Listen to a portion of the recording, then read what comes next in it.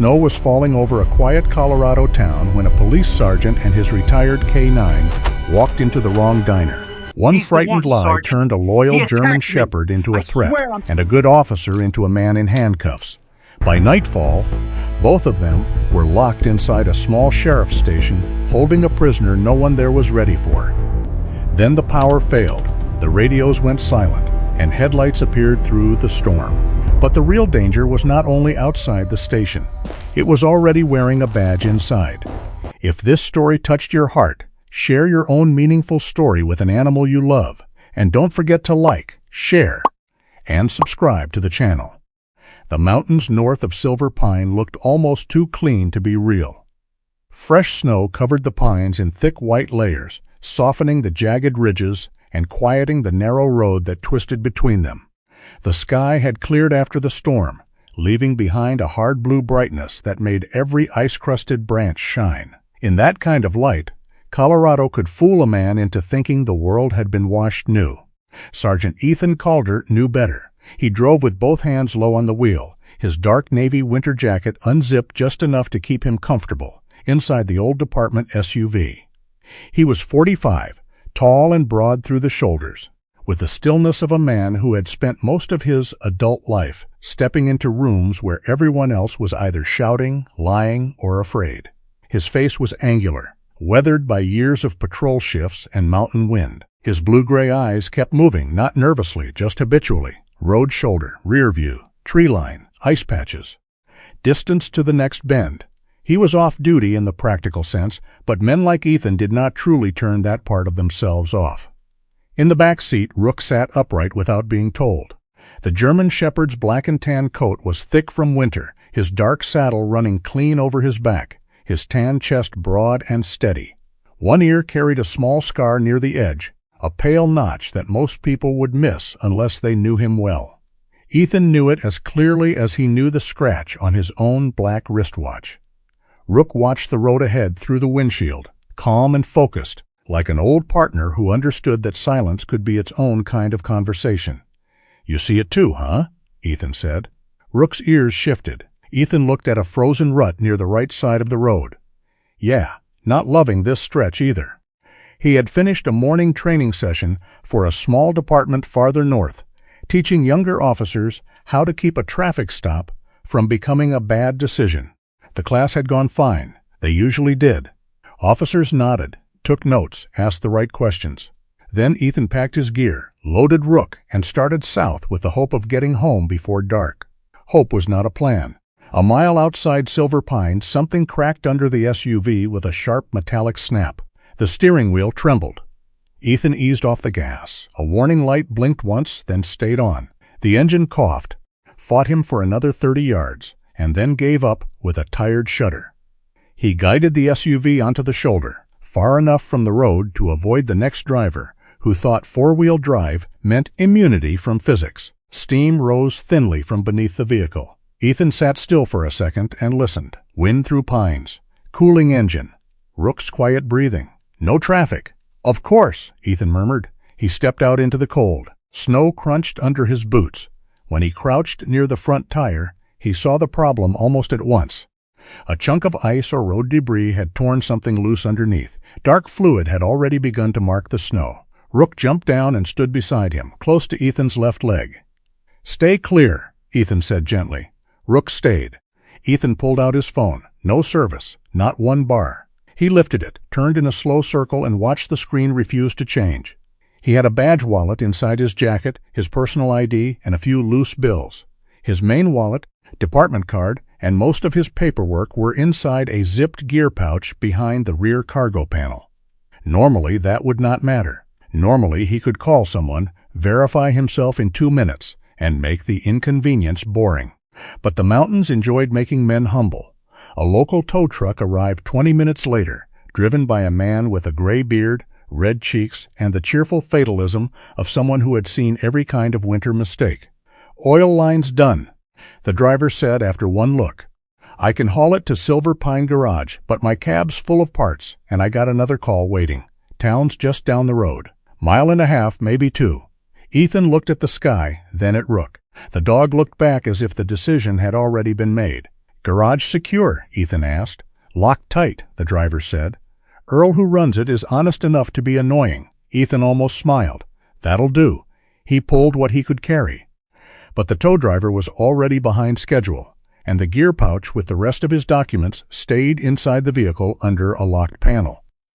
Ethan watched the SUV roll away on the tow bed, red lights blinking against the white road. For a moment he felt the old discomfort of being separated from his equipment. Then Rook leaned lightly against his leg. Not much, just enough. Ethan lowered a hand and touched the dog's head. "All right, partner, we walk."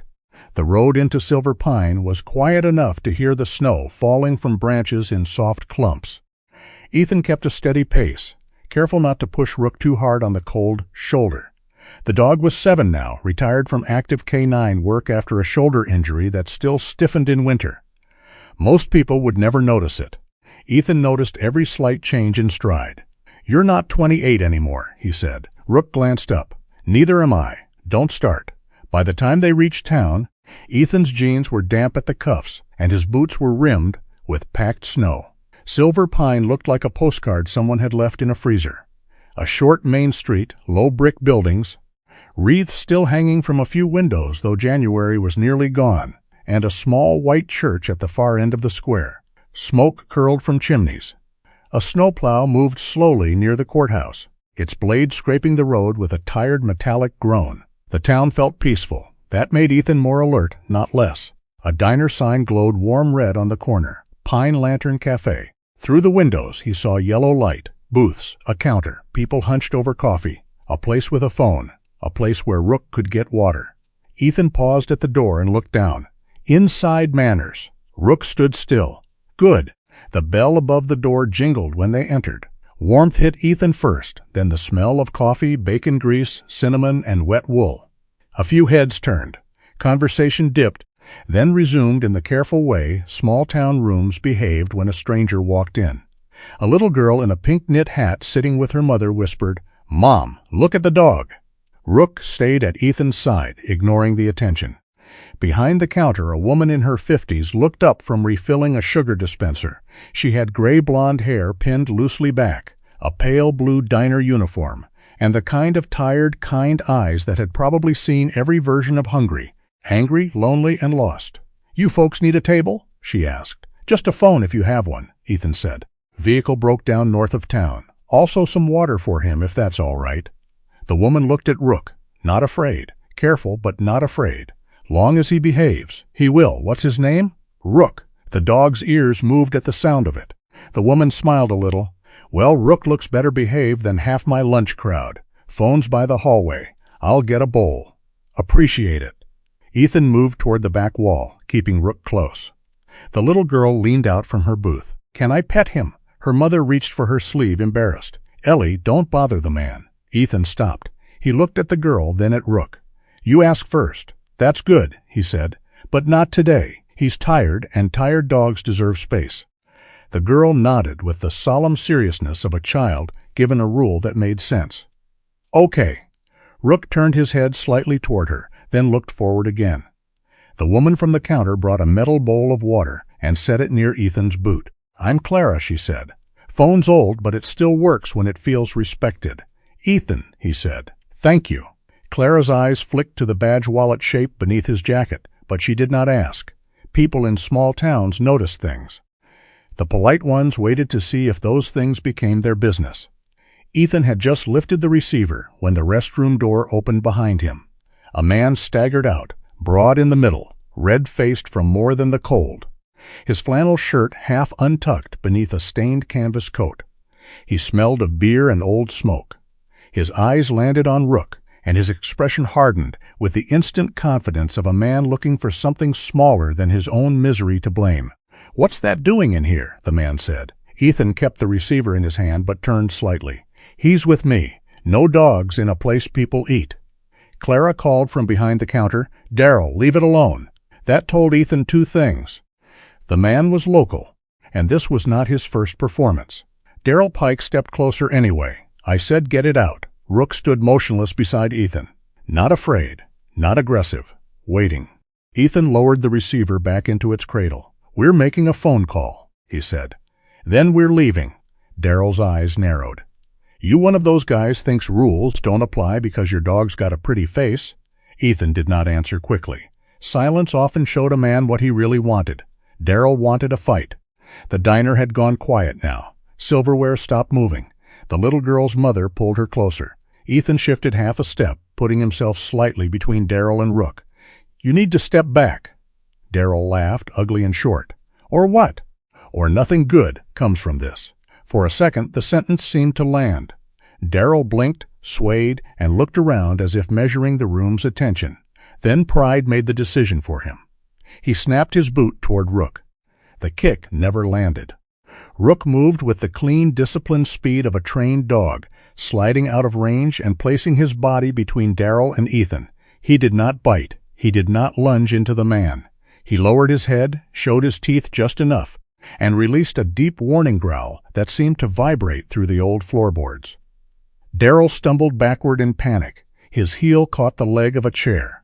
The chair tipped, his arms windmilled, and he crashed sideways into the edge of a table. A mug shattered. Coffee spilled. Daryl hit the floor with a shout, clutching his forearm as if the world had betrayed him. The diner erupted. The little girl began to cry. Someone cursed. Clara came around the counter fast. Ethan raised one hand, palm open. Nobody moved toward the dog. Rook stayed exactly where he was, still blocking, still controlled. "Rook!" Ethan said. The dog's growl stopped. "Sit." Rook sat. That should have ended it for anyone paying attention. The front door opened.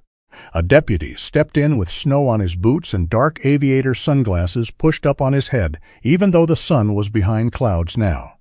He was late 30s, heavy through the waist, dressed in a tan sheriff's uniform that looked a little too tight and a little too important to him. His badge shone brighter than the rest of him. Deputy Wade Branson took in the room in one sweep. Daryl on the floor. Broken mug. Large German shepherd. Stranger near the phone. Branson's hand dropped to his belt. "What happened?" he demanded. Daryl pointed at Ethan with his uninjured hand. "That dog went after me. He brought a vicious dog in here, Wade. Thing nearly took my arm off." "That's not what happened," Clara said, but her voice came out thinner than she seemed to intend. Branson turned his head just enough to make her shrink back. "Clara, stay out of this. I know how to handle a stranger with a dog."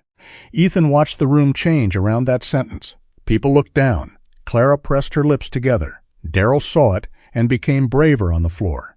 The deputy had done this before. Ethan kept his voice level. "Deputy, I'm Sergeant Ethan Calder. I'm law enforcement. My badge wallet is in my inside jacket pocket. The man tried to kick my dog. My dog avoided contact and gave a warning. There should be a camera behind the counter, and you have witnesses." Branson's mouth twitched. "Law enforcement where?" "Westbridge Police Department. I was up north teaching a training block. My vehicle broke down outside town. Convenient." "No," Ethan said. "Inconvenient." That earned a nervous breath from someone in a booth. Not quite a laugh. Branson did not like it. "Hands where I can see them." Ethan lifted both hands slowly. Every movement mattered now. Not because he was afraid for himself, but because Rook was sitting 3 feet away, watching a uniformed man put tension into the room. "Rook," Ethan said quietly. "Down." The German shepherd lowered himself to the floor.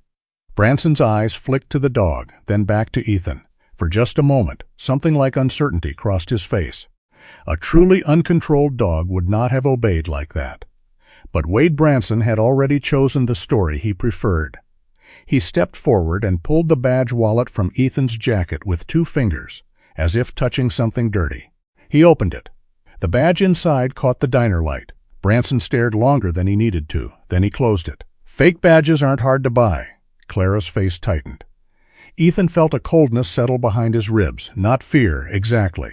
Recognition. He had met men like Branson before. Men who treated authority like a room they owned, not a responsibility they carried.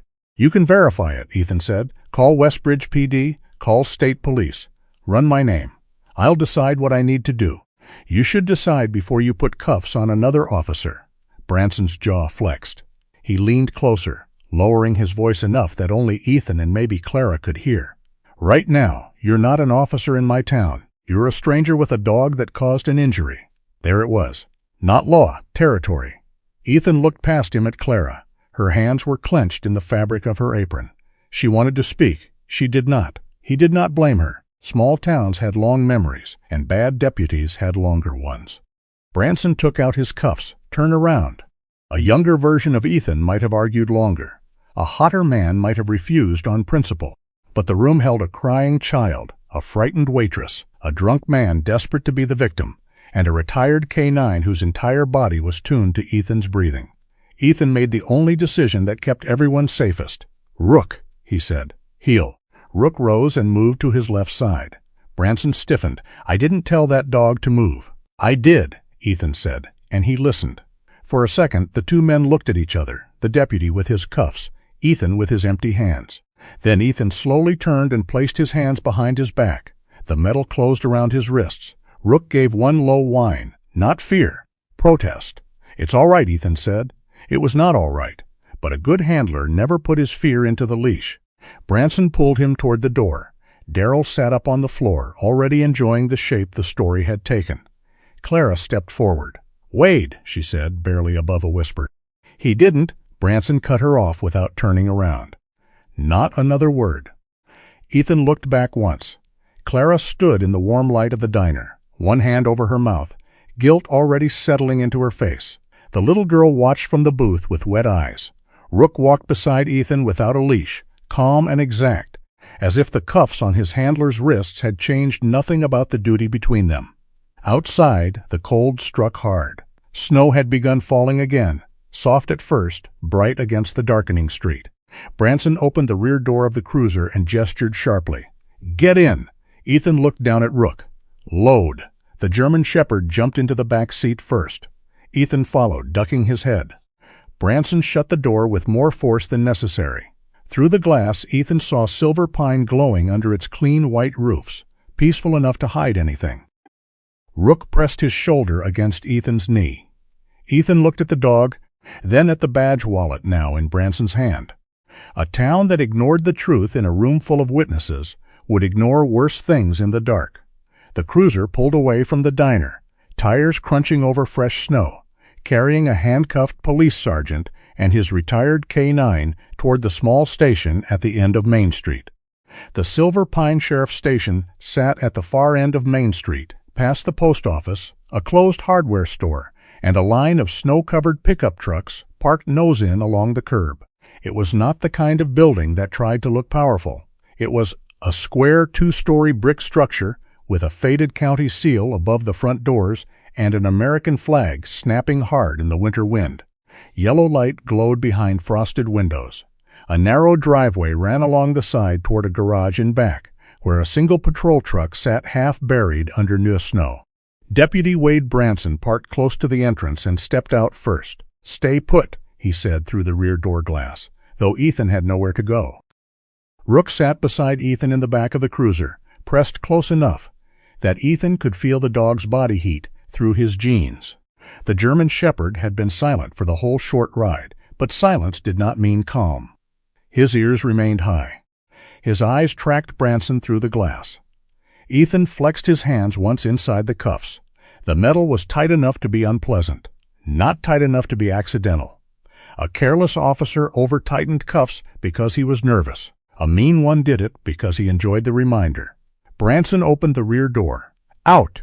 Ethan stepped into the cold. Snow tapped against his shoulders and melted on his hair.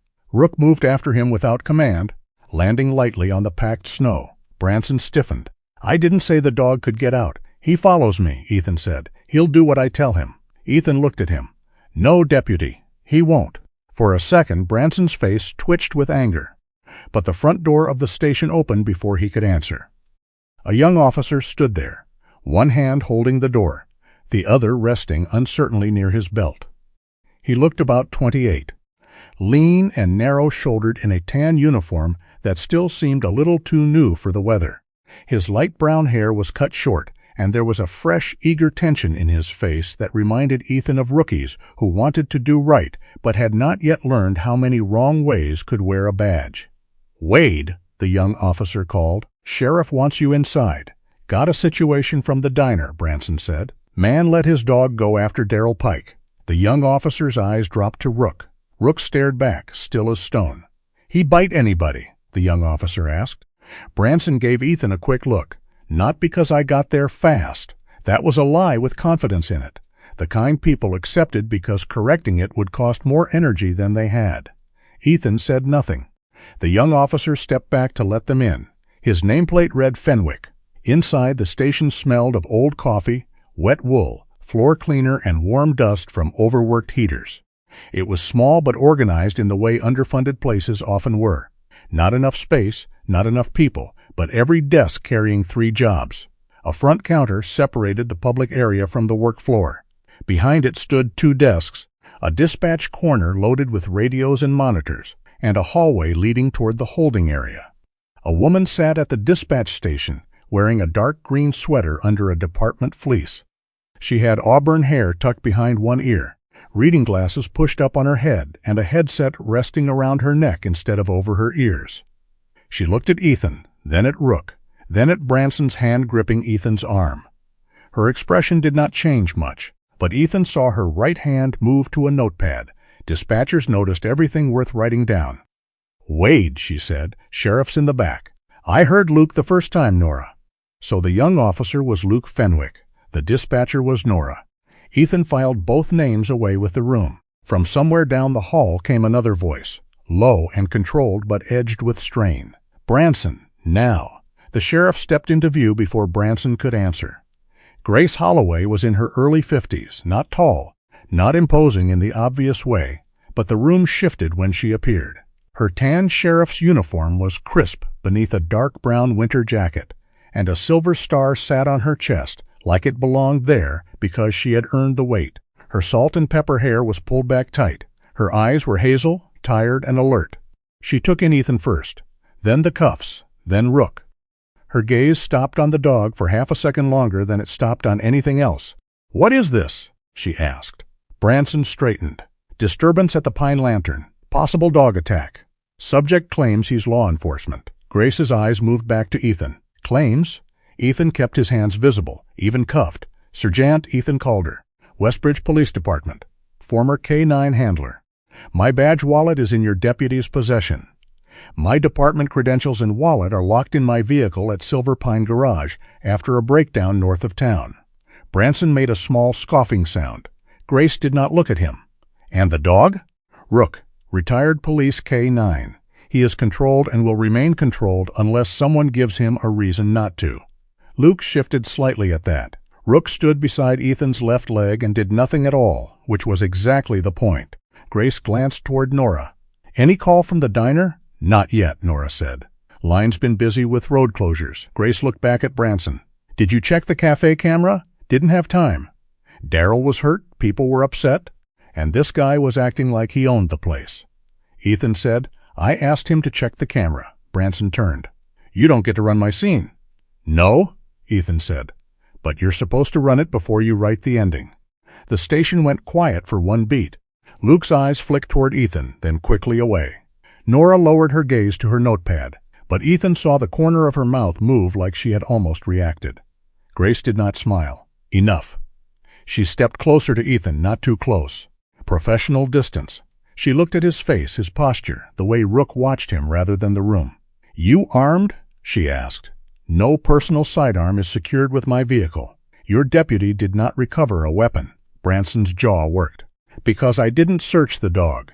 Grace finally looked at him. "Don't be cute." That shut him up. From the hallway behind her, a man laughed softly. It was not loud. It did not need to be. The sound carried through the station like a cold finger drawn along glass.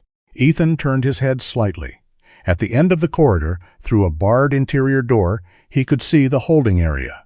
3 cells, fluorescent light, concrete floor, and in the first cell, a man sat on the narrow bunk as if waiting in a hotel lobby for a late car. He was around 50, lean with black hair, combed back neatly and silver at the temples. His white dress shirt was wrinkled but expensive. His dark trousers were still pressed despite the conditions. Mud stained one polished shoe from the mountain road, but he wore the dirt like it had happened to someone else. His pale blue eyes rested on Ethan, then on Rook, then back on Ethan. "Wrong night to get locked up, friend," the man said. Grace's expression hardened, Sloan, quiet. The man lifted both hands slightly, polite as a guest. "Just making conversation, Sheriff. Victor Sloan."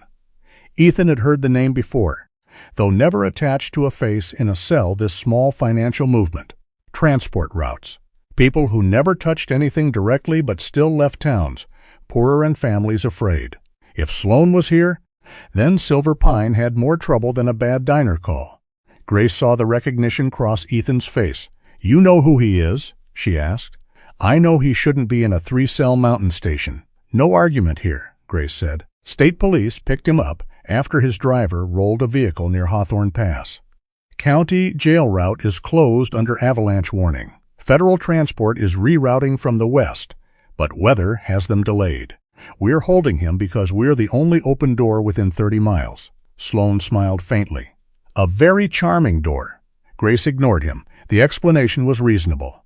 That made Ethan like it less, because reasonable emergencies were often where bad decisions hid. A light above the dispatch desk flickered once. Nora looked up. "Again?" Grace asked. "Third time this hour," Nora said. "Power company says ice load on the lines. Generator should catch if we lose main." "Should?" Ethan asked. Nora looked at him now with direct interest. "Maintenance flag came up this afternoon. Automatic transfer switch is acting fussy." Branson snapped. "It's being handled." Nora's eyes stayed on Ethan 1 second longer. "That's what the log says." Ethan heard the difference between the sentence and the meaning beneath it. Grace rubbed the bridge of her nose. "Wade, put him in holding until we verify. Not next to Sloan. Sheriff, now." Branson took Ethan by the arm again. Rook moved with them. Luke stepped forward. "Sheriff, what about the dog?" Grace looked toward the windows, where snow was thickening against the glass. "Animal control can't get here. Outside kennel heater is down. I'm not putting a dog in freezing weather because Wade brought me a mess." Branson's face reddened. "He's dangerous," Ethan said. "He's retired K9. Give me a corner cell, keep people from reaching through the bars, and he'll sleep." Rook looked up at Ethan as if the word sleep had been an insult. Grace caught it. Something in her face softened for less than a second. "Middle cell," she said. "Door shut. No one touches the dog. Luke, you keep eyes on them." Luke nodded quickly. "Yes, Sheriff." Branson muttered something under his breath and led Ethan down the hall. The holding area was colder than the front office. Concrete held winter better than brick did. Cell 1 held Victor Sloan. Cell 2 stood empty. Cell 3 had a folded blanket and a metal bench. Branson chose Cell 2 anyway, close enough for Sloan to watch. Ethan noticed that.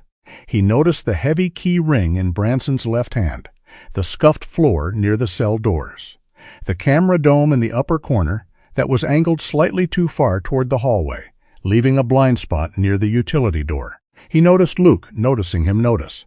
Branson opened the middle cell. Inside. Ethan stepped in. Rook followed. The cuffs came off with a rough twist. Ethan rubbed one wrist, then let his hand fall. There was no point showing discomfort to a man who wanted proof of it. Branson held up Ethan's badge wallet. "This stays with me. It should go in an evidence tray with a property receipt," Ethan said. "You writing policy now?" "No, just reminding you it exists." Branson closed the cell door hard and locked it. The sound echoed. Sloan leaned forward from cell 1. "I like him." Ethan looked at Sloan for the first time directly. "That's unfortunate." The prisoner's smile widened. "You're calm for a man in a cage. I'm not the one expecting company." The smile did not disappear, but it changed. A small thing. Still enough. Branson's head turned. "What's that supposed to mean?" Ethan looked at him. "Means I listen." Grace's voice came from the hallway. "Branson, front desk. Verification call." "Now." Branson hesitated, then walked out with the badge wallet. Luke remained by the holding door, stiff, uncomfortable, trying not to stare at Rook and failing. Ethan sat on the metal bench. Rook lowered himself beside him, shoulder touching Ethan's boot. "You always bring him into stations?" Luke asked. "When stations make poor choices," Ethan said. Luke frowned. "Deputy Branson said that dog went after a guy. If that dog had attacked him, Ethan said we wouldn't be having this conversation." Luke looked at Rook again. The dog's amber-brown eyes were steady, not friendly, not hostile, assessing. Luke swallowed. "He looks like he understands English. He understands tone better than most people." That landed somewhere Luke did not expect. The young officer looked down the hallway toward Branson, then back at Ethan. You really a sergeant? Yes. Then why didn't you push harder? Ethan rested his elbows on his knees. He could hear Branson in the front office, not talking on a phone yet, opening drawers, moving papers, buying time. Because a room full of scared people and a tense dog don't need a man proving a point. Luke had no quick answer. For a moment, the holding area held only the hum of old lights and the wind pressing against the small high window. Then Sloan spoke softly. That is a rare quality, Sergeant. Knowing when not to win. Ethan did not look at him. You should try it. Sloan chuckled. I have. It never paid as well. Luke shifted again, unsettled by the man in cell 1. Good. He should be unsettled. A phone rang in the front office. Nora answered it, her voice clipped and professional. Ethan could not make out every word, only fragments. County Road, whiteout, federal transport, delayed. Then Nora lowered her voice. Sheriff, you need to see this. Grace crossed into the front office. Ethan listened to her footsteps, then to the quiet that followed. A different kind of quiet, not routine, not administrative, concern. Branson finally spoke, too loudly. What now? Nora said something Ethan could not hear. Grace answered. When, Nora? Right after Sloan arrived. Branson, that doesn't mean anything. Ethan looked down at Rook. The dog had lifted his head. Not toward Sloan, not toward Luke, toward the front office. Luke noticed. What? Ethan kept his voice low. Your dispatcher found something your deputy doesn't like. Luke stared at him. You can't know that. No, Ethan said. But he does. Rook's ears remained fixed forward. A few seconds later, Grace appeared at the holding area door. Her face was controlled, but the line of her mouth had tightened. Wade, she called. Branson came into view behind her, irritated and pale around the eyes. Grace held up a small desk log. Why did your personal phone place an outgoing call right after Sloan was brought in? Branson's answer came too fast. I called my brother. He's got a plow. I was checking roads. Your brother lives inside town limits. So? The call pinged off the ridge tower, Nora said from behind them. She had followed Grace halfway down the hall, notepad in hand. North Road, outside town. Branson looked at Nora with a flash of anger that vanished almost as quickly as it came. Ethan saw it. Grace saw it too. Sloan sat very still in cell 1 watching the deputy with open amusement. Make the verification call, Grace said to Branson. Then we'll talk about this one. Branson's lips pressed together. Sheriff, we have a federal prisoner in the back, and half the road's closed. Maybe now isn't the time to chase phone records because Nora likes puzzles. Nora's face did not move. I hate puzzles. I like logs. Luke looked between them, confused now, no longer sure who in the room had the ground under him. Grace stepped closer to Branson. Call Westbridge. Verify Calder. Then put your personal phone on my desk. The lights flickered again. This time they dimmed long enough for every face in the holding area to lose color and return. The hum of the heater stumbled, caught itself, and resumed. Rook stood. Ethan did not command him to sit. Across the hall, Victor Sloan smiled for the first time, like a man hearing music only he had been waiting for. Ethan watched that smile and felt the temperature of the room change, though the heater was still running. The wrong man was behind bars. Maybe more than one. Sheriff Grace Holloway did not raise her voice when she was angry. That was one of the first things Ethan noticed about her. Some supervisors filled a room with noise because they needed everyone to feel the size of their authority. Grace did the opposite. She lowered her tone, shortened her sentences, and made the other person step toward the truth on their own. Branson stood near the front desk with Ethan's badge wallet in one hand and his personal phone in the other. He looked irritated, but irritation was an easy mask. Ethan had seen men wear it over guilt, fear, embarrassment, and sometimes all three at once. Grace pointed toward the dispatch desk. Set the phone down. Branson gave a short laugh. Sheriff, come on. On the desk, Wade. He stared at her for a second too long, then placed the phone beside Nora's logbook. He did it with a little snap of the wrist, as if the gesture itself proved he had nothing to hide. Nora did not touch it. She only wrote the time. That seemed to bother Branson more than an accusation would have. From the holding cell, Ethan watched through the bars. The station's front office was partly visible from where he sat. Enough to see shapes, not enough to read everything. But he could hear. In small buildings, sound traveled through vents, old walls, and tension. Grace picked up the landline. Clara? It's Grace Holloway. Branson turned sharply. You calling the diner? Grace did not look at him. Yes. The scene's already handled. No, Grace said. You brought me a man in cuffs, a retired K9, a local with a bruised arm, and 3 different versions of the same 2 minutes. That is not handled. Ethan rested his wrists on his knees. Rook lay against the bench at his feet, head up, ears angled toward the front room. Grace listened for a moment. Her face changed almost imperceptibly. Did he kick at the dog first? She asked. Branson's mouth tightened. On the other end of the call, Clara must have hesitated. Grace's voice softened without losing firmness. Clara, I'm not asking what Wade told you to say. I'm asking what you saw. The station seemed to hold its breath. Then Grace closed her eyes briefly. All right, she said. Thank you. Stay by the phone. She hung up. Branson had already started shaking his head. Darryl was hurt. People were upset. Clara gets nervous and changes things after the fact. Grace looked at him. She said Darryl swung his boot at the dog. He was trying to move away. She said you told her to stay out of it.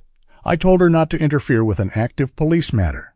Ethan heard the words and nearly admired how quickly Branson polished them. Bad officers often learned the language of good procedure well enough to hide behind it. Grace took 1 step closer. You didn't check the camera. Camera in that place barely works. You didn't ask Luke to secure statements. It was 1 guy and a dog. You didn't call Westbridge. I was about to. Nora looked up from her notepad. No outbound call to Westbridge is logged. Branson turned on her. You tracking my breathing too, Nora, only if it goes through dispatch. Luke Fenwick stood near the holding door, uncertain where to put his eyes. He was young enough that disappointment still surprised him. Ethan watched the moment land on him. It was one thing to hear a prisoner question a deputy. It was another to hear the sheriff and dispatcher do it. Grace took Ethan's badge wallet from Branson. Luke, she said, bring Calder and the dog some water. Branson's head snapped toward her. Sheriff, that was not a request. Luke moved at once, grateful to be given something clear to do. Branson leaned closer to Grace, lowering his voice, but Ethan still caught most of it. We are holding Victor Sloan in the back of this building with half the county roads closed. You really want to spend the next 10 minutes worrying about hurt feelings from some outside cop? Grace did not blink. I'm worrying about why you seem so determined to keep him in a cell. Branson's face went still. There it was, a direct hit, only for a second. Then he spread his hands, wounded now, offended. Because I did my job. Grace held his stare. We'll find out. In the cell across from Ethan, Victor Sloan chuckled softly. Ethan did not look at him. Sloan spoke anyway. Small offices are fascinating. Everyone knows everyone's sins. They simply take turns pretending not to. Quiet, Luke said, more sharply than before. Sloan smiled at him. There's a spine in there after all.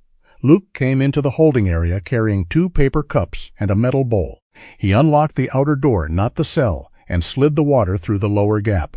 His eyes kept drifting to Rook. Ethan took 1 cup and set the bowl down for the dog. Thank you. Luke nodded.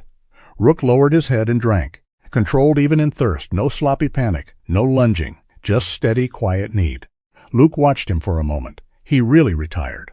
Medically, Ethan said. Shoulder injury. He still thinks paperwork made a mistake. Luke almost smiled despite himself.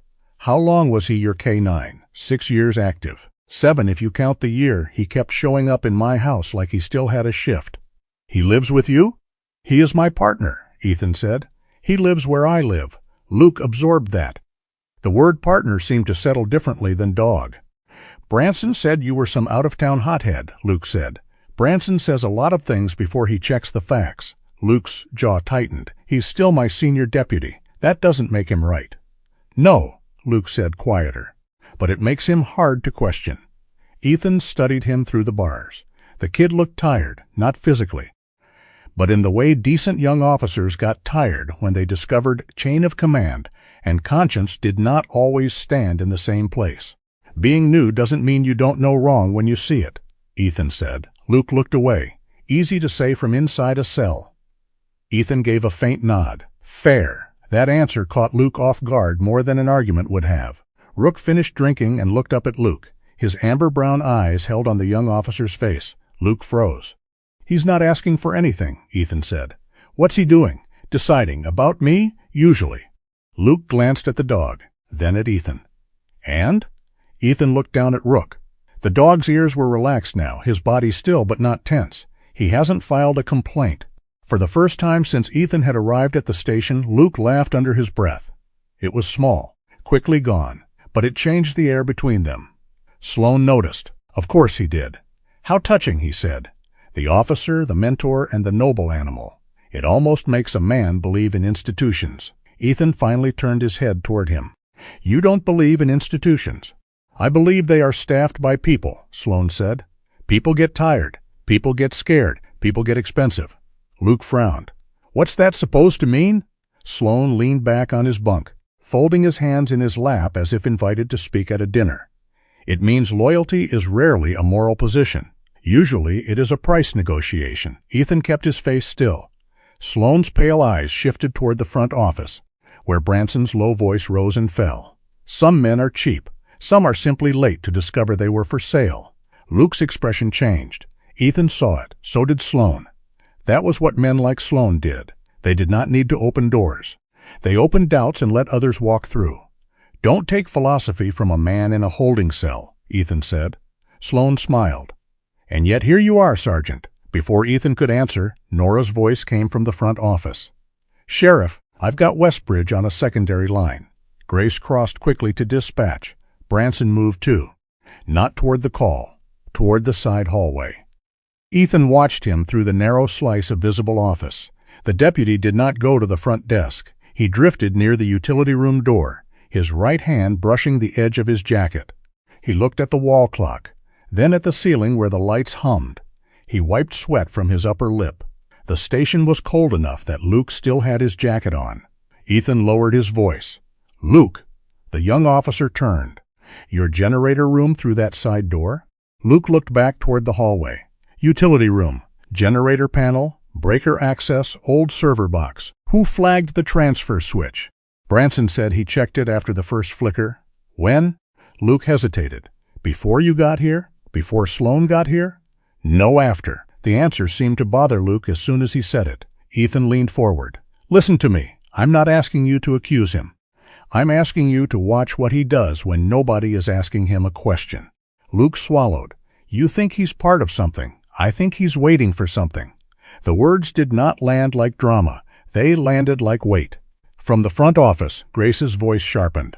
Say that again. Nora turned slightly in her chair, pressing one hand over her headset. Confirmed. Westbridge has a Sergeant Ethan Calder assigned to regional training today. Former K9 description matches. Grace exhaled hard, then looked toward the holding area. For the first time, Ethan saw the decision fully form in her face. She had enough. Luke, she called, open cell 2. Calder is being released, pending formal documentation. Branson stepped out from near the utility room. No, he said. The word came too fast and too flat. Grace turned slowly. Excuse me? Branson adjusted his posture, trying to recover. I mean, Sheriff, this is a bad time. We've got Sloane in custody. We don't know this guy's full story yet. We know enough to stop holding him. We know a phone description. We know you failed to verify him, failed to check the cafe camera, and misrepresented a witness statement. Branson's eyes flicked toward Ethan. There was anger there, but beneath it, something much more useful. Fear. Nora's fingers moved over the keyboard. Sheriff. Grace did not look away from Branson. What? The main line just dropped, a beat. Then the lights flickered again, not once, 3 times. The heater gave a hard mechanical cough. A deep clunk somewhere inside the walls, then came back weaker. Grace looked up. Nora? I'm checking. Nora's voice remained calm, but her hands moved faster now. County line is unstable. Radio repeaters giving me static. I'm trying backup. Branson moved toward her. Grace saw it. Wade, stay where you are. He stopped. Ethan stood inside the cell. Rook stood with him. Sloane did not move at all. That was the thing that made the back of Ethan's neck tighten. Everyone else reacted to failing power. Sloane only waited, as if the room had finally caught up to his schedule. Grace took the keys from her belt. Luke, she said, open him up. Luke reached for the ring. The lights went out. Not dim. Out. The entire station dropped into darkness so complete that for 1 second the only things left were breathing, wind, and the sudden silence of machines that had stopped pretending to work. Then the emergency battery lights clicked on in the hallway, weak red strips along the baseboards. Nora spoke from the front office, louder now. "Generator didn't take." Grace said a word under her breath Ethan did not quite catch. From outside came the low sound of engines. Not one, several. Heavy tires rolled over packed snow and stopped near the building. Headlights spilled through the frosted windows, sweeping pale beams across the front office ceiling. Luke stood frozen with the keys in hand. Ethan spoke softly but firmly. "Luke, don't open anything until you know where Branson is." The young officer turned. Branson was gone from the utility doorway. Nora's chair scraped. "Sheriff," she called, "I have vehicles outside. 2 pickups and an SUV. No plates visible from this angle." Grace drew her sidearm and moved toward the front office, controlled but fast. "Nora, send a distress call. Now, I'm trying backup radio." A sharp metallic sound came from the dispatch desk. Ethan could not see it clearly from the cell, but he heard the change in the room. Nora stopped typing. Grace said, "Wade." Branson's voice answered from close to Nora. Not loud, not panicked. "Step away from the radio." Luke's hand tightened around the keys. Rook released one low growl. In the red emergency light, Victor Sloan smiled across the hallway, calm and pleased, like a man watching a door open exactly when he had been promised it would. For 1 second after Branson spoke, nobody moved. The station's red emergency lights cast long strips of color along the floor, turning faces into hard shapes and shadows. Snow beat against the windows with a dry, whispering hiss. Outside, idling engines rumbled beyond the glass, low and steady, like machines trying not to sound alive. Nora stood at the dispatch desk with both hands visible. Branson was behind her, close enough that she could feel him without turning. His sidearm was pointed low, not directly at her head, but near enough to make the instruction clear. "Step away from the radio," he said again. Nora's jaw tightened. She did not look at the weapon. She looked at Sheriff Grace Holloway. Grace stood halfway between the hallway and the front office, her own sidearm held at a low ready. Her face had gone very still. The anger from a few minutes earlier had drained into something colder. "Wade," she said, "think carefully." Branson gave a short, breathless laugh. "I've been thinking for 6 months." Luke Fenwick stood near the holding area door with the key ring still in his hand. In the red light, the young officer looked even younger. His mouth was slightly open, his eyes fixed on Branson as if the shape of the man had changed faster than his mind could accept. Ethan stayed inside the cell. He did not shout. He did not rattle the bars. He did not tell Branson he was making a mistake. Men in Branson's position already knew. They did not need warnings. They needed exits. Rook stood beside Ethan, motionless except for the slow rise of his chest. Victor Sloan sat in cell 1 with his hands folded, watching the room like a man at a private theater. Grace took one slow step toward Branson. He raised the gun higher. "Don't," he said. Grace stopped. Nora slowly lifted her fingers away from the backup radio. "Wade, you don't have to make this worse." "It's already worse," Branson said. "You think I don't know that?" His voice was not the smug diner voice now. It had lost the polish. Fear showed through the cracks, and fear with a badge and a weapon was far more dangerous than arrogance. Grace kept her tone level. "Let Nora sit down. Let Luke put his weapon on the counter. Then you and I talk." "Luke already put his weapon where I can see it," Branson said. Luke flinched. "What?" Branson's left hand moved quickly. "Now." Luke reached for his holster out of instinct, but he was half a second too slow. Branson had crossed the distance during the blackout confusion. He struck Luke hard with the butt of his palm and drove the younger officer sideways into the wall. Luke grunted, dropped to one knee, and his sidearm clattered across the floor. Rook released a hard, low sound.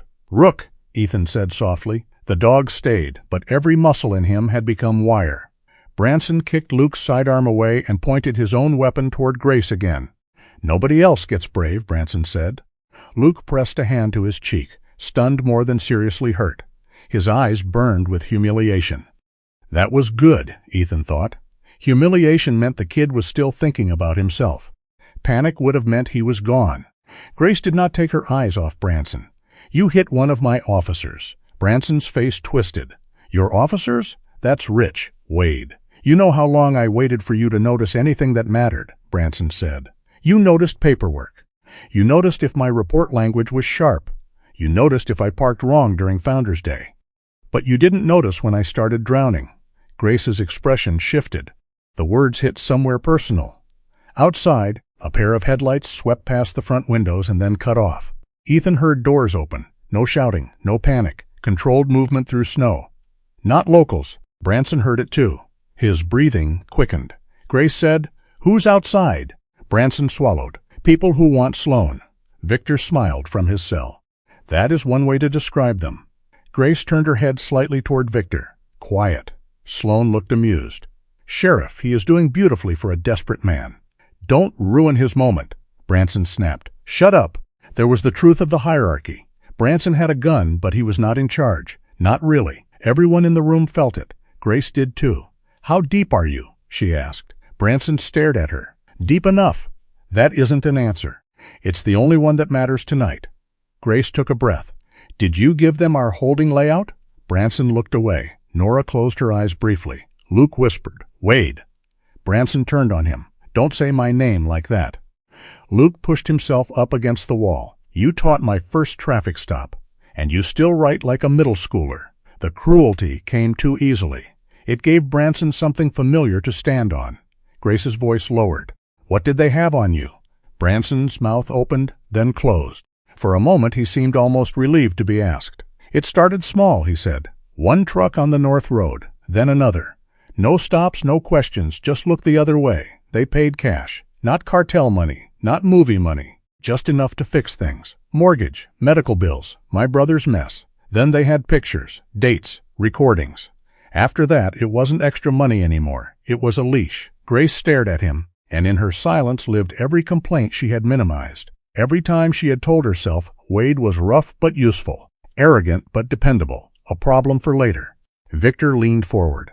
His pale eyes found Grace. "He was yours before he was mine, Sheriff." Grace did not answer, but Ethan saw the sentence land. It did not excuse Branson. It did something worse. It named the part of responsibility Grace would have to carry after tonight, if any of them got an after. Branson gestured toward the holding hallway. "Keys," he said. Luke's hand tightened around the ring. Branson pointed the weapon at him. "Keys, Luke." Luke did not move. For the first time that night, Ethan felt something like respect sharpen inside him. The kid was afraid. He was hurt. He was outmatched. And still, some small part of him had planted its feet. "Luke," Grace said quietly. Her voice told him to obey. It also told him she hated asking. Luke slowly tossed the keys onto the floor between them. Branson scooped them up. "Sheriff, you're coming with me." "No." "Yes," Branson said. "You open Sloan's cell. You hand him over. Everybody else stays alive." "Until they decide witnesses are inconvenient," Nora said. Branson glanced at her. "Nobody asked dispatch." Nora's voice stayed calm. "You should have." That earned a flash of anger. But Branson did not have time for her. The engines outside had gone silent now. The silence after them was worse. Branson grabbed Grace by the sleeve and forced her toward the holding area. He did not drag her wildly. He was trying to remain controlled, to act as if this were still a plan and not a collapse. Ethan stood in the center of his cell. Grace came through the holding doorway first, Branson close behind her with the key ring in one hand and the weapon in the other. Luke followed several feet back, unsteady but moving. Nora stayed at the edge of the hallway, her hands raised. Rook watched Branson's right hand. Victor rose in cell 1, smoothing the front of his wrinkled shirt as if preparing to leave a meeting. "Deputy," he said softly, "you are late." Branson's face went pale with fury. "I said shut up." Sloane's eyes slid to Ethan. "Your temporary neighbor has been very patient." Branson barely looked at Ethan. That was his second mistake. The first had been thinking a retired K-9 stopped being useful when the paperwork changed. "Open it," Branson told Grace. Grace stood in front of Victor's cell.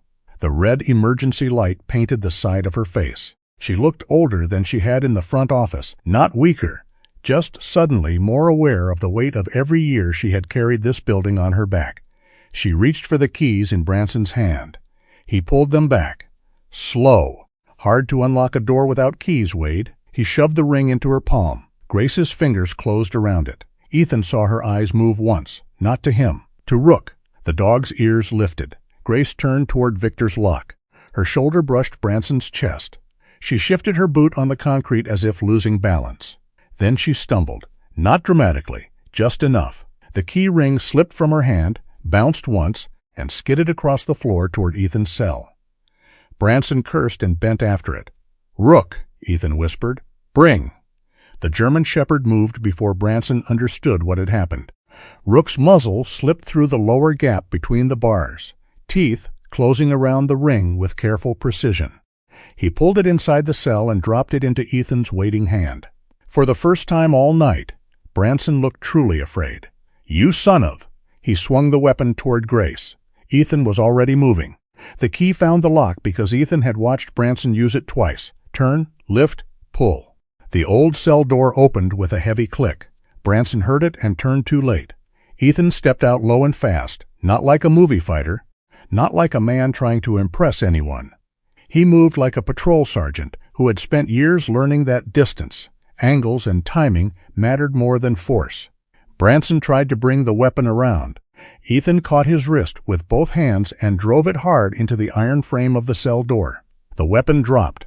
It hit the concrete and slid away. Grace moved at the same time, stepping inside Branson's reach and forcing his shoulder back. Branson struggled, heavy and frantic. He was strong enough to be dangerous, but panic made his movements wide. "Luke!" Grace snapped. Luke was already crawling toward the fallen weapon. His face was pale, one cheek swelling, but he pushed the weapon away with both hands and kicked it under the bench where Nora could reach it from the hallway. Branson threw an elbow back. Ethan turned with it, using the motion against him, pinning the deputy against the bars. Branson's breath burst out of him. "Stop fighting," Ethan said in his ear. Branson fought harder. Rook stepped between Branson and the hallway, teeth showing now, body blocking the path toward Nora. He did not bite. He did not need to. The message was clear enough for any man with sense left. Branson had very little, but even he understood the dog. Grace snapped one cuff around Branson's wrist. Ethan controlled the other arm long enough for her to secure it behind his back. The click of the second cuff sounded impossibly loud. For one heartbeat, nobody spoke. Then Branson sagged against the bars, breathing hard. Victor Sloan looked at him with mild disappointment. "You lasted less time than I expected," Sloan said. Branson lifted his head, hate in his eyes. "They'll still get you out." Ethan took the key ring from the floor and looked toward Grace. "Empty cell?" Grace nodded once toward cell 3. Together they moved Branson. He stumbled, cursed under his breath, tried once to dig in his heels, and stopped when Rook stepped forward. They put him in the third cell and locked the door. Grace stood outside it, looking at her former deputy through the bars. He would not meet her eyes now. "That was my station you sold," she said. Branson's voice cracked around the edge. "I was trying to survive." Grace did not raise her voice. "So was everyone you put in danger." Nora appeared in the holding doorway, holding Branson's weapon carefully by the grip, pointed down. Her hands were steady, but her face had gone gray. Luke leaned against the wall, breathing through his nose, still embarrassed by the pain in his face. Ethan looked at him. "You all right?" Luke swallowed. "I didn't stop him. You stayed in the room. That's not much. It is when you wanted to run." Luke looked at him sharply. Ethan did not soften the words. He did not need to. Truth, used correctly, could steady a man. From the front office came a heavy metallic impact. Everyone turned. Another impact followed. The front doors shuddered in their frame. Nora whispered, "They're at the entrance." Grace took Branson's sidearm from Nora and checked it with practiced movements. "How many?" Ethan listened. Boots in snow. At least 5 sets. One heavier tool striking the door. No shouting. Controlled timing. "Not a crowd," he said. "A crew." Victor Sloan's smile returned, small and polished. "Efficient people are such a comfort." Grace pointed the weapon at him through the bars. "Sit down." Sloan sat, but he looked pleased. The third strike split something in the front door. Wood cracked. Metal screamed against metal. Ethan looked toward the front hallway, then to Grace. "We need to hold the corridor," he said. "If they spread into the building, we lose every advantage." Grace nodded. No argument, no ego. That mattered. Luke straightened, though his face was still tight with pain. "What do you need me to do?" Ethan looked at the young officer and saw him differently than he had 20 minutes ago. Not ready, not polished, but present. "First," Ethan said, "breathe." Luke did. The fourth strike hit. The front door frame gave way with a violent crack. Cold air rushed through the station, carrying snow, engine exhaust, and the hard sound of men entering a place they believed had already been opened for them. Not an army. 5 people, maybe 6, moving with purpose, armor under winter jackets. Rifles held close, radios clipped at their shoulders. A breaching ram dropped heavily onto the front floor. They were not there to argue. They were there to take Victor Sloan and disappear into the snow before help could find the road. Ethan Calder looked down at Rook. The old K-9's eyes were fixed on the dark hallway. "Work," Ethan said. Rook lowered his head and stepped beside him as the broken front doors slammed back against the walls. The broken front doors did not swing open all the way. Snow had piled against the threshold, and the frame hung crooked from the final strike. Cold wind shoved through the gap, carrying white flakes across the station floor. The red emergency lights made the snow look almost unreal as it blew over the front counter and settled on old paperwork, coffee mugs, and the edge of Nora's dispatch chair. Ethan Calder did not look at the snow for long. He looked at the hallway, 4 feet wide, maybe a little less where a filing cabinet leaned out from the wall, the holding cells behind him, the front office ahead, one side corridor toward the garage, one utility room already compromised. No working main power, no clean line to outside help. Not ideal, but not hopeless. "Grace," he said. Sheriff Grace Holloway looked away from the ruined entrance. Her sidearm was low but ready, her shoulders squared under the dark winter jacket. In the red light, she looked like a woman standing in the center of a mistake she intended to survive. "Talk to me," she said. "Station layout. Fast. Front office opens into the main hall. Garage corridor on the right. Utility on the left. Back door through evidence storage, but it sticks in winter. Windows? Old glass. Bad cover. Long guns? 1 patrol rifle in the front rack. Shotgun in the cruiser outside. Neither helps us right now." "Nora," Ethan said, turning his head. "Any other way to send a signal?" Nora Whitcomb was already moving behind the dispatch desk, pulling open a lower cabinet in the dark. She had a small flashlight clenched between her teeth, the beam shaking across cables, backup batteries, and labeled binders. "Old radio relay in the garage," she said around the flashlight, then took it from her mouth. "County made us keep it after the repeater upgrade. It's ugly, stubborn, and probably older than Luke." Luke Fenwick, one hand pressed against his bruised cheek, said, "I heard that." "Good," Nora said. "Means you're conscious."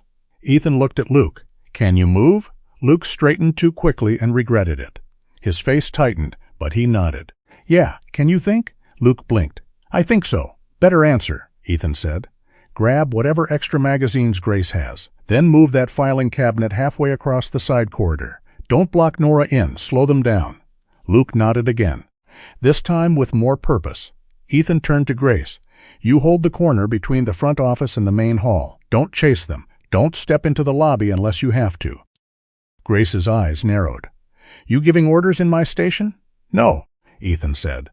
"I'm giving you the best use of your station." For half a second, the old line of authority stood between them. Sheriff in her own building. Outside sergeant who had been in a cell 10 minutes ago. Then Grace looked toward the front, where controlled footsteps moved over broken wood. "Fine," she said. "But if this goes badly, I'm haunting you." "Fair." Rook stood at Ethan's left side, head low, ears forward. His body had changed since the diner, since the cell, since the first sight of Branson's weapon. He was not waiting for comfort now. He was waiting for work. Ethan lowered his hand to the dog's shoulder. "Easy," he whispered. Rook's eyes did not leave the hallway. From the lobby came a man's voice, calm and amplified by the small building. "Sheriff Holloway, we are not here for you." Grace's expression tightened at the sound of her name. The voice continued. "Send Victor Sloan to the front doors. Nobody else gets hurt. You have 60 seconds to make the smart choice." In cell 1, Victor Sloan laughed softly. Grace turned her head toward him. "Enjoying yourself?" Victor sat comfortably on the bench, as if the failing lights and broken doors were background music at a private club. "I appreciate efficiency." Ethan stepped closer to the cell bars. "They know your name. They know the layout. They know the power is down. They know the sheriff's station was thin tonight." Sloan's smile stayed in place. Ethan said, "That doesn't mean they know what changed." For the first time, Victor's eyes moved to Rook. then to Luke, who was dragging a heavy metal filing cabinet across the side corridor with both hands, jaw clenched, refusing to make a sound. Then to Nora, who had slung a small radio bag over one shoulder and was already heading toward the garage corridor. Then to Grace, who had taken position at the corner without asking for permission again. Victor's smile lost a little polish. Ethan turned away from him. That was enough. At the front, someone kicked broken wood aside. Another voice, lower and less patient, spoke near the entrance. "Mercer says move." So that was the name in charge. Ray Mercer entered the edge of Ethan's view a moment later, though only as a dark shape beyond the front counter. He was tall, compact, wearing a charcoal winter jacket over body armor, a dark beanie low on his head, and gloves that made his movements look precise rather than heavy. He held his rifle close to his chest, muzzle controlled, not waving, not showing off, professional enough to be careful, human enough to be rushed. Ethan cared more about the second part. Mercer did not fire. None of them did. That confirmed what Ethan had already guessed. They wanted Sloan alive. They wanted the station quiet enough to leave before state police or county units found a passable road. "Sheriff," Mercer called. "Last chance," Grace answered from behind the corner. "You broke my door, Ray. I'm not feeling generous." Mercer paused. Ethan heard the shift in the men behind him. They had not expected her to know the name. Good. Uncertainty was cheaper than ammunition, and sometimes more useful. Mercer said, "Then don't make me break anything else." Ethan reached into the drawer of a small evidence table near the holding entrance. Empty forms, old tape, a pack of emergency flares in a plastic case. He almost smiled. "Luke," he whispered. Luke was crouched behind the half-moved filing cabinet. He looked over. "Lights." "What?" "Kill your flashlight. Toss me that flare case." Luke slid it across the floor. Ethan caught it, cracked the case open, and removed one flare. He did not light it yet.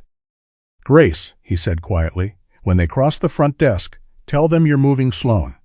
Grace did not look back. "I am not moving Sloan. They don't know that." Nora had reached the garage corridor. She paused just long enough to look at Ethan. "If I get the relay up," she said, "it may only send a burst, no full conversation. Send location, armed entry, officer needs assistance, federal prisoners secure." Nora gave him a flat look. "You always this bossy?" "Only when doors are broken." "Good. I hate vague men." She disappeared into the garage corridor. Ethan felt a change beside him. Rook's head turned slightly, not toward the front, but toward the right side of the building. The garage corridor. Ethan listened. Under the wind, under the creak of the station settling in the cold, there was a sound that did not belong with Nora's footsteps. A soft scrape. Metal on wall. Someone outside had found the side. Ethan looked at Luke. The young officer had heard nothing. He was watching the lobby, trying to be brave in the direction he understood. Ethan leaned close enough that only he could hear. "Luke." Luke turned. Nora's not alone. Luke's face changed. Fear first, then decision. He looked toward the garage corridor, then toward Grace, then back to Ethan. "What do I do?" Ethan could have told him to stay down. The easy version of leadership was keeping the young officer where he could not fail. Ethan had done that before. Years ago, on another call, with another young officer who had later told him that being protected felt too much like being dismissed. Ethan still remembered that conversation more than the incident itself. He looked at Luke now and saw a man who was not ready, but was present. "Go low," Ethan said. "Use the cabinet. Don't try to win. Get Nora out of the line." Luke swallowed. "And if he sees me, then be louder than your fear." Luke nodded once and moved, not fast, not smooth, but moving. Ethan lit the flare. Red-white light spat alive in his hand, harsh and bright. He threw it underhand into the front office, not at the attackers, but toward the open space behind the front counter. It rolled, sparked, and flooded the room with a false center of attention. One of Mercer's men reacted immediately. Movement left. 2 rifles swung toward the flare. Grace used the moment to shift her position without exposing herself. Ethan stepped into the shadowed edge of the main hallway with Rook low beside him. Mercer's voice cut through the room. "Hold! It's a flare!" Too late. For 2 seconds, they had looked where Ethan wanted them to look. From the garage corridor came Nora's voice, sharp and angry. "Hey!" Then a muffled struggle. Luke rounded the filing cabinet low, just as a man in a dark winter jacket stepped into the corridor near Nora. He was broader than Luke, face half covered by a neck gaiter, rifle angled toward the dispatch bag slung across Nora's shoulder. He had come in through the side door, probably using the same utility access Branson had left vulnerable. Rook saw him fully now. Ethan did not shout. He gave the command like a key turning in a lock. "Rook guard." The German Shepherd launched down the side corridor, not wild, not loud. He covered the distance in a dark blur, shoulder low despite the old stiffness in his left side.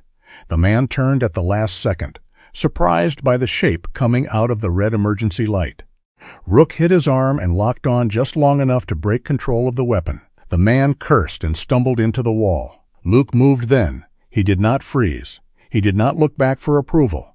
He dove toward Nora, caught her by the sleeve and shoulder, and pulled her down behind the filing cabinet as the attacker struggled to recover. Grace fired one controlled shot into the wall, near the man's position, close enough to warn, not aimed to finish. Concrete dust burst near his shoulder. He flinched back. Ethan reached the corridor 2 steps later. He grabbed the attacker's dropped rifle with his boot, kicked it away, and drove the man down against the floor, with Grace covering from the corner. Nora, breathing hard but unhurt, pulled a bundle of plastic restraints from the attacker's belt pouch and tossed them to Ethan. "You carry those?" Ethan asked. "He did," Nora said. "I'm just organized. Within seconds." The man was restrained and dragged behind the cabinet, out of easy reach. Rook released at Ethan's command and backed off, panting once, eyes still bright. No frenzy, no loss of control. Luke stared at him. The young officer's face was pale, cheeks swelling, hair damp with sweat despite the cold. "He stopped," Luke said. Ethan checked the restrained man's hands, then looked up, because he was told to. Luke looked at Rook differently now, not as a dangerous animal, not even as Ethan's dog, as an officer who had done a job. Rook turned his head and looked at Luke, amber eyes steady. Luke whispered, "Good boy." Rook did not wag his tail, but he did not look away. From the front, Mercer's voice sharpened. "Status." No answer came from the restrained man. Mercer understood immediately. Ethan could feel it in the silence. The crew outside the hallway had lost one of their own, and they had not seen how. That would make them more cautious. It would also make them more dangerous. Nora crawled toward the garage corridor again. Luke grabbed her arm. "You can't go back there," Nora gave him a look. "Kid, if I stop now, all this becomes a very dramatic way to die without telling anyone where we are." Luke let go. Ethan said, "Nora." She paused. "You have 1 minute. If the relay doesn't take, you come back." 1 minute, she said. "I've had worse dates." Then she was gone again. Grace moved beside Ethan, her weapon steady, her face changed by what she had just seen. Not amazement, calculation. "You train everyone like this?" she asked. "No," Ethan said. "You should." He looked toward Luke, who was breathing hard but still holding his place behind the cabinet. "Maybe." At the front, Victor Sloan began laughing again. This time it was not amused. It was irritated. "You are making this far more complicated than it needs to be," he called from his cell. Grace answered without looking back. "That's the plan." A burst of static erupted from the garage. Nora's voice followed, distant but clear enough to cut through the building. "Silver Pine Station to any county or state unit. Armed entry. Federal hold prisoners cure. Officers need assistance. Repeat. Silver Pine Station." Static swallowed the rest. Then another burst. "Main Street. Power down. Multiple suspects. Need immediate." The signal died. The station went quiet except for the wind. Nobody knew if it had gone out. Nobody knew if the mountains had eaten it. But for the first time since the lights failed, something had left the building that Branson and Mercer had not controlled. Ethan saw Grace's shoulders shift, just slightly. Not relief. Permission to keep fighting. Mercer spoke from the front office, lower now. "Whoever you are back there," he said, "you just made this harder." Ethan did not answer. Ray Mercer stepped into the edge of the hallway light, staying behind cover, his gray eyes searching the darkness where Ethan waited. 4 of his crew remained active. Victor Sloan was still locked in cell 1. Branson was locked in cell 3, breathing hard and silent. Nora was coming back from the garage with the radio bag in her hand. Luke had stopped trembling. Rook stood between all of them and the front of the station. Ethan lowered one hand to the dog's back and felt the old scar tissue shift under the fur near the shoulder. "Easy, partner," he whispered. Outside, the storm pressed harder against the broken doors. And Ray Mercer finally understood that the small mountain station had not been opened from the inside after all. It had been warned. Ray Mercer did not send another man into the narrow hallway. That told Ethan more about him than any threat could have. An amateur would have gotten angry. A desperate man would have rushed the same doorway again and called it courage. Mercer did neither. He went quiet. The front office had settled into a tense, broken shape. Snow blew through the ruined entrance and gathered in thin white lines across the floor. The flare Ethan had thrown earlier burned low near the front counter, hissing like a warning that was almost finished. Somewhere beyond the lobby, one of Mercer's men shifted behind cover, but nobody stepped into the corridor. They were thinking now. That made them harder to handle. Grace Holloway stood near the main corner, with Branson's sidearm in both hands, her face lit red by the emergency strips along the baseboard. She did not look shaken anymore. She looked angry in a way that had gone past noise. Nora crouched near the dispatch desk with the old radio bag pulled close. The quick distress burst had left the building, or it had died against the mountains. No one knew. She kept trying anyway, turning dials, switching channels, listening through static as if the right sound might still be hidden under the storm. Luke stayed behind the filing cabinet at the side corridor.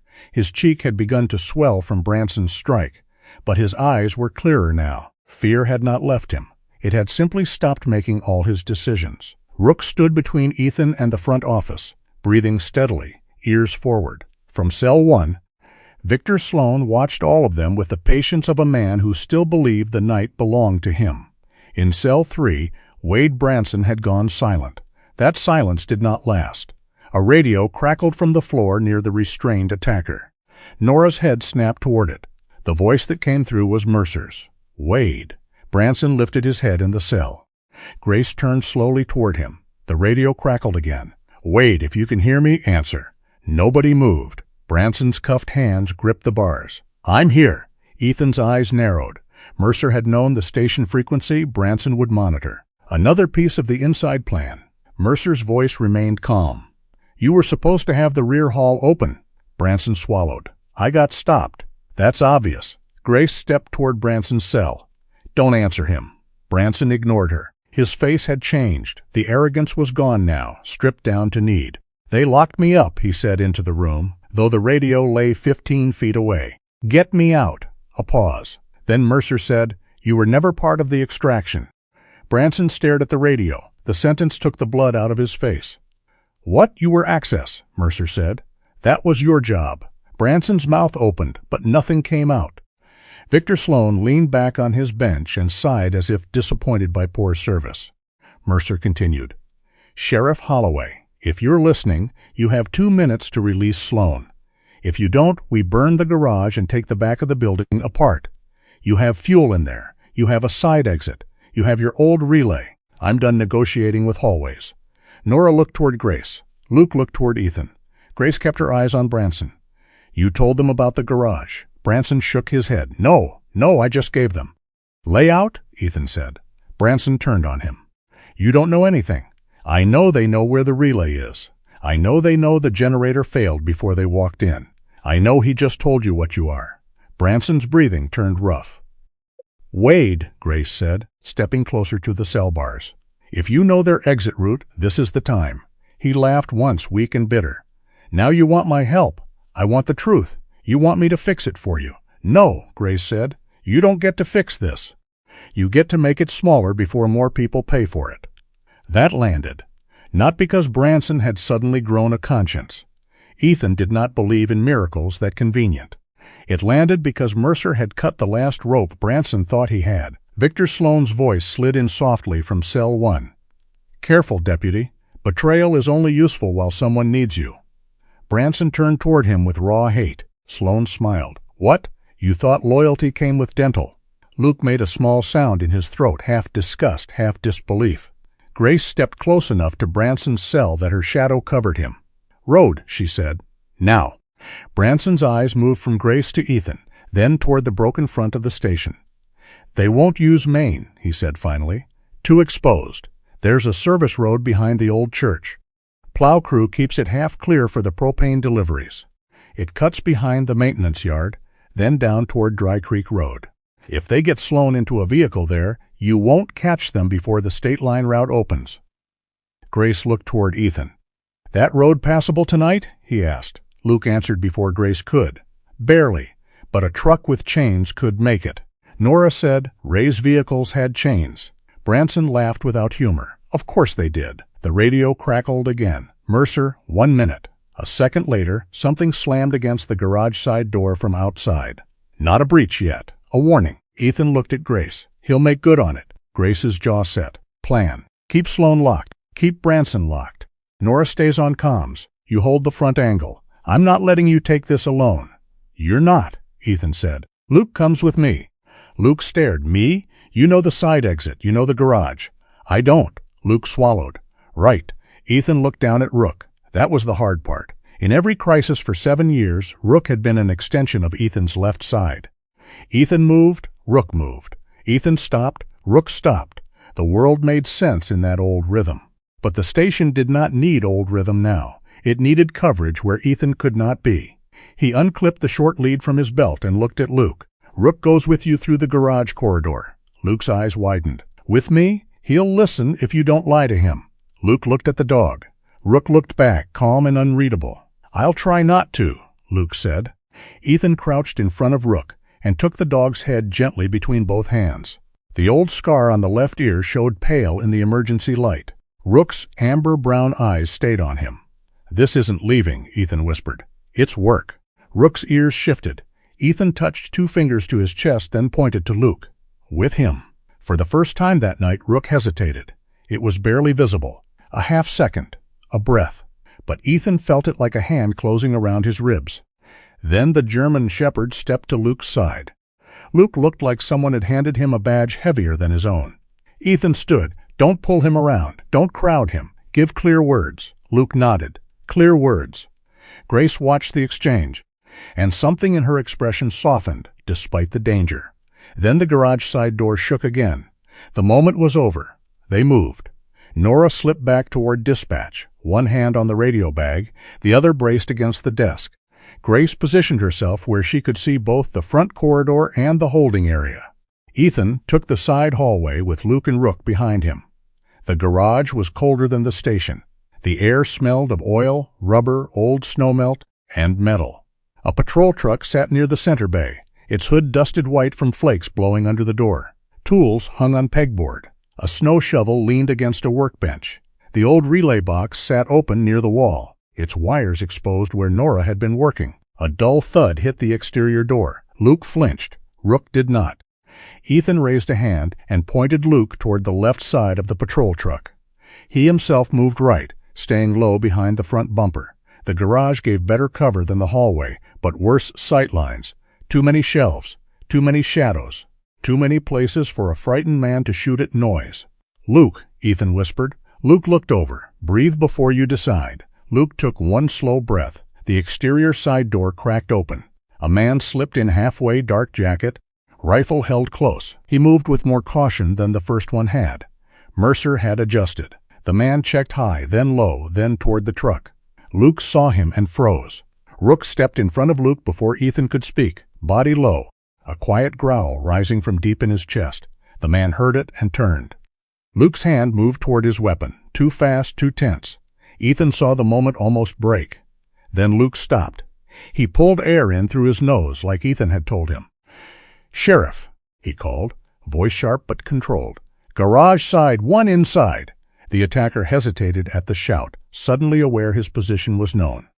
Grace answered from inside the station with one controlled warning shot into the garage doorway frame, close enough to stop him from advancing. The man pulled back behind the open door. Ethan moved in that second. He slammed the patrol truck's door open, using the sound and movement to draw attention, then crossed behind the truck and forced the attacker back outside without giving him a clean angle. Rook held position with Luke, exactly where Ethan had left him. Luke stared at the dog, then whispered, "Stay." Rook stayed. That one word changed the young officer's face. Not pride, trust.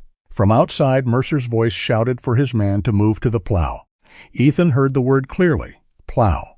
He looked through the garage window toward the rear yard. The station's snowplow sat beyond the fence, an old municipal truck with a heavy front blade and chains on the tires. Its engine coughed once, then roared alive. Mercer had changed the problem again. "He's going for the back door," Ethan said. Luke looked through the glass. "If he hits the rear wall with that, he doesn't need the wall, just the door frame." Grace appeared at the garage entrance. "Go." Ethan did not argue. He moved through the side exit into the yard, cold hitting his lungs like a hand. Snow swirled under the plow's headlights. Ray Mercer sat behind the wheel, face hard beneath the dark beanie, using the vehicle not as a weapon for chaos, but as a tool. Simple, heavy, effective. Ethan lifted Branson's sidearm, aimed low, and fired into the front tire. The sound cracked across the yard. The tire sagged but did not stop the truck. Chains bit through snow, pulling it forward. Mercer kept coming. Ethan moved sideways, not back. Ice coated the yard beneath the new snow. A slick sheet formed from the day's melt and the evening freeze. He had noticed it when they first arrived. Mercer had not had time to walk it. The plow turned toward the rear door. Ethan fired again, this time at the second front tire. The truck lurched. Mercer tried to correct. The blade caught the frozen lip of a drainage grate. The plow jerked sideways, lost traction, and slid hard into a snowbank beside the rear wall instead of straight through the door. Metal screamed. The engine stalled. Grace and Luke reached the yard from the side, Rook between them. Grace covered the cab. Luke moved to the passenger side, no longer rushing, no longer trying to prove bravery by speed. "Ray Mercer," Grace shouted. "Hands where I can see them." Mercer opened the driver's door slowly. For a moment, Ethan thought the man might surrender. Then Mercer dropped one hand out of view. Rook barked once. Luke saw the motion and shouted, "Hands!" Grace shifted.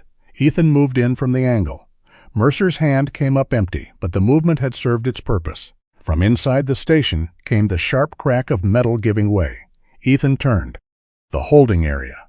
Mercer smiled through the falling snow, not because he had won, but because he had bought time for something else. They restrained him fast, Grace locking cuffs while Ethan kept the angle and Luke watched the yard. But the damage was done. Inside the station, Nora shouted, "Grace!" Ethan ran. He entered through the side corridor into the red-lit hallway and saw the problem at once. During the chaos outside, one of Mercer's remaining men had fired through the holding control plate from the lobby angle. Not a clean release, not a full unlock, but enough. Cell 1 stood open by 3 inches. Victor Sloan was no longer inside. Nora stood near dispatch, half-turned, one hand raised. Victor was behind her, one arm around her shoulders, the other holding a fallen weapon, low but steady enough to control the room. His white shirt was no longer neat. His hair had come loose at the temples, but his voice remained soft. "That is far enough, Sergeant." Grace stopped behind Ethan. Luke came in last, Rook beside him. Branson stood gripping the bars of cell 3, eyes wide, realizing Sloan was free and he was not. Victor pulled Nora one step backward into the front lobby. "I need keys," he said.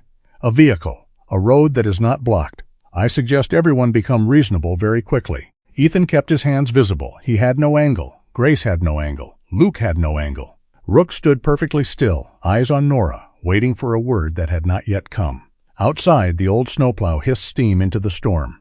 Inside, Victor Sloan smiled, as if the night had finally returned to its proper owner. Victor Sloan had changed the room without raising his voice. A moment ago, the Silver Pine Station had been a broken building full of people trying to hold a line. Now every breath, every hand, every shadow in the front lobby belonged to the space between Victor's weapon and Nora Whitcomb's ribs. He stood behind her, one arm tight across her shoulders, using her not roughly, but precisely. That somehow made it worse. Panic had edges. Victor had none. He backed toward the ruined front doors with Nora in front of him, pale hair loose around her face, one hand gripping his sleeve because there was nowhere else for it to go. The red emergency lights still glowed along the baseboards. Snow blew through the open doorway and brushed across the floor like ash. Outside, the abandoned vehicles from Mercer's crew sat in the storm with their headlights burning weakly through the white curtain. Ethan Calder kept his hands where Victor could see them. Grace Holloway stood to his right, Branson's sidearm held low but useless from this angle. Luke Fenwick was behind the edge of the hallway, breathing hard, cheeks swollen, eyes locked on Nora. Rook stood between Luke and Ethan, body still, head low, amber-brown eyes fixed on Victor's right hand. Nobody had a clean move. Victor knew it. "I need keys," he said softly. "A vehicle that runs, and someone who knows which road is still open." Nora's voice came out thin but steady. "You're asking the wrong hostage. I dispatch. I don't plow." Victor smiled near her ear. "Everyone has a use, Miss Whitcomb. Yours is making sure they do not try to be brave at the wrong time." Ethan watched Nora's breathing. Too fast, but not broken. He watched Victor's hand. The grip was controlled. Not shaking, not desperate yet. He watched Rook. The dog had not moved since Victor took Nora. That was discipline, not confusion. Grace took a careful half-step. Victor's weapon shifted. "Sheriff," he said, "please don't make me correct your posture." Grace stopped. Ethan heard something then, faint beneath the wind, not engines from outside the station, farther away. A thin rise and fall that might have been nothing more than storm noise slipping between buildings. Then it came again, a siren, barely alive in the mountains. Nora's distress burst had made it out. Ethan did not look at Grace. He did not look at Luke. He kept his eyes on Victor, because hope could get people hurt if it showed too early. Victor saw something anyway. He studied Ethan's face and tilted his head. "You heard that." Ethan said nothing. "Of course you did." Victor eased Nora another step backward. The old relay worked. Remarkable. Small towns keep the strangest antiques. Nora swallowed. "You're welcome." Victor chuckled. Courage by sarcasm. Very American. Ethan lowered his voice. "Victor, listen to me. The road you wanted is already closing. Mercer is restrained. Your inside man is in a cell. State units are close enough that you can hear them. The only choice left is how many charges you add before this ends." Victor's smile thinned. "You police always love that word," he said. "Choice. It makes the world sound clean, as if every man stands in bright daylight with two labeled doors in front of him. You had choices. So did your sheriff." Victor's eyes moved to Grace. So did Deputy Branson. So did the young officer who followed orders until the orders embarrassed him. So did Miss Whitcomb, who kept sending signals after she was told to stop. His hand tightened slightly against Nora's shoulder. "And now all of you stand here pretending duty is noble, because none of you have yet admitted that duty eventually asks you to choose who matters most." Luke's jaw worked. He looked ready to answer. Ethan spoke before him. "No speeches, Luke." Victor smiled wider. "Good advice. He's learning." Ethan took one slow breath. "You're stalling yourself." "I'm assessing. You're cornered. I'm in motion. You're using Nora because without her, you're just a man standing in a room full of people who finally know what you are." For the first time, Victor's eyes sharpened with something like anger. There it was. Not enough to break him. Enough to make him human. The siren came again, clearer now. 2 vehicles at least, maybe more. Still distant but no longer imaginary. Victor stepped backward again. His heel nudged broken wood near the threshold. Snow touched the back of his shoes. "Keys," he said. "Now." Grace's face had gone rigid. "There's no clean road out. Then I'll make a dirty one. That storm will bury you before dawn. Better buried free than processed politely." Nora's eyes moved. Not toward Ethan. Toward Rook. It was a tiny glance, quick enough that Victor might have missed it. Ethan did not. Nora had spent the night listening, watching, logging more than radio traffic. She had seen Ethan use tone more than force. She had seen Rook wait through pressure that would have broken a lesser dog. She knew Rook did not move because danger existed. He moved because a command gave danger a direction. Ethan shifted his weight a fraction, enough to bring Rook into the edge of his vision. Not yet. Victor pulled Nora closer to the doorway. "Sergeant, you seem fond of quiet calculations. Calculate this. If you move, she pays first. If the sheriff moves, she pays first. If the boy moves, he watches what happens because he is not ready to stop it." Luke's face tightened, but he held. That mattered. Ethan kept his voice calm. "Luke is ready enough to stay still." The words landed on the young officer like a hand on his shoulder. Victor noticed that too. He disliked anything in the room that did not belong to him. "You keep building them up," Victor said. "Does that help you sleep after the ones you couldn't save?" Grace glanced at Ethan. Ethan did not answer. The question found a real place. But he would not give Victor the satisfaction of seeing it open. Rook's ears flicked. The sirens were closer. Victor had seconds before he lost the weather, the darkness, and the confusion that had kept him alive this long. He knew it. His breathing changed first, slightly faster. The weapon hand dropped a half-inch as he adjusted Nora's weight and prepared to move through the doorway. Nora felt it. Her eyes closed once, not in surrender, in decision. Ethan saw her right foot shift back between Victor's shoes. He almost said no. She did it anyway. Nora drove her heel down hard onto Victor's instep and dropped her weight sideways at the same time, not trying to overpower him, only refusing to remain where he needed her. Victor grunted and reacted on instinct, tightening one arm while his weapon hand dipped offline for less than a second. Less than a second was all Ethan had been waiting for. Rook! The German shepherd moved like the command had released a spring. He crossed the lobby low and fast, not barking, not wasting motion. Victor tried to bring the weapon back up, but Rook hit his forearm and locked on with trained precision, driving the arm away from Nora's body. Luke moved at the same time. He did not reach for Victor. He reached for Nora. The young officer threw himself forward, grabbed Nora around the waist, and pulled her hard toward the side of the lobby. They slid across the snowy floor and hit the base of the front counter together. Grace advanced from the right. Ethan moved from the left. Victor fought to keep his footing, but Rook held the arm long enough to break his balance. Grace drove him back against the wall near the ruined door. Ethan controlled Victor's wrist, stripped the weapon away, and sent it sliding across the floor toward Luke. "Out!" Ethan commanded. Rook released instantly and stepped back, teeth still visible, body ready if Victor moved again. Victor did not. Grace forced him down to his knees and cuffed him with Branson's spare restraints. The silver metal closed around his wrists with a sound that felt final. For a moment, Victor stared at the floor. Then he looked up at Ethan. "You got lucky," he said. Ethan was breathing hard now, not from exertion alone, from the long restraint of not moving until moving mattered. "No," Ethan said. "We got patient." The front of the station filled with flashing blue and red light. Voices shouted outside. Doors opened. Boots hit snow. State police troopers came through the broken entrance, with weapons lowered into controlled positions, then lifted their muzzles away when they saw Grace standing over Victor and Ethan with his hands visible. "Sheriff Holloway," one trooper called. Grace answered. "Scene not fully clear. Multiple restrained. One federal hold prisoner in custody. One officer injured. Dispatcher needs medical check." Nora, still on the floor beside Luke, raised a hand weakly. "Deister also needs coffee." Luke gave a breath that almost became a laugh and almost became something else. Rook walked to Ethan's left side and stood there, shoulder brushing his leg. Ethan looked down. "Good work." Rook leaned into him once. Not much. Enough. Within minutes, the station changed again. The broken night became a scene with floodlights, blankets, medics, troopers, radios, and people writing things down, because writing things down was how chaos became an account someone could live with later.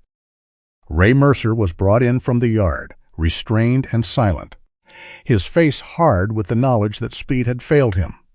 The remaining members of his crew were found near the vehicles and the side approach, caught between the station and arriving troopers with nowhere clean to go. Branson was taken from cell 3, with his hands cuffed in front of him. He looked smaller under the emergency lights, as if the uniform had been holding more of him upright than anyone realized. When he passed Grace, he stopped. "I helped," he said. "At the end, I told you the road." Grace looked at him for a long moment. "You helped when betrayal stopped paying."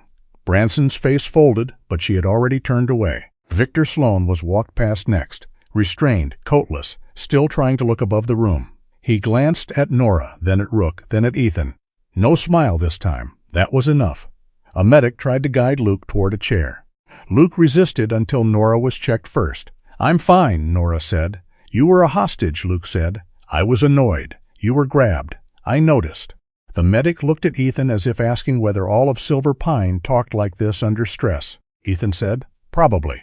Luke finally sat when Nora ordered him to. His hands shook once he was no longer using them. He tried to hide it by lacing his fingers together. Ethan saw. He walked over and stood beside him. For a while, neither of them said anything. Then Ethan said, "You held."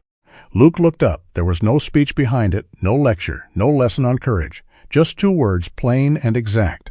Luke's throat moved. "Yes, sir," he said quietly. By dawn, the storm had loosened its grip. The sky over Silver Pine turned pale blue, and sunlight touched the snow on the station roof.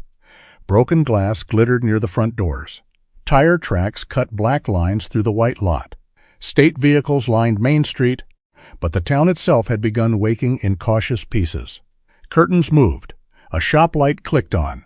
Somewhere down the block, someone shoveled a sidewalk as if normal life could be invited back by clearing a path.